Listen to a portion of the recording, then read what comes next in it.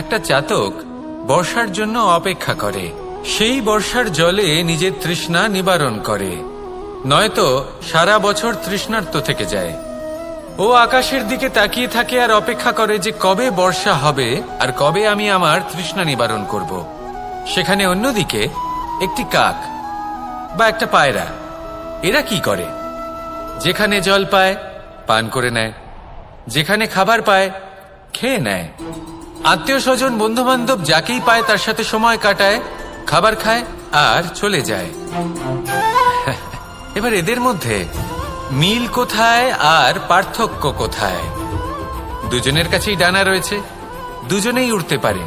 এই আকাশ হলো ওদের, খাবারের দানা ওদের। পার্থক্য হলো তাদের অভিলাষার, পার্থক্য হলো তাদের আকাঙ্ক্ষার, পার্থক্য জীবন যাপনের ধরনের।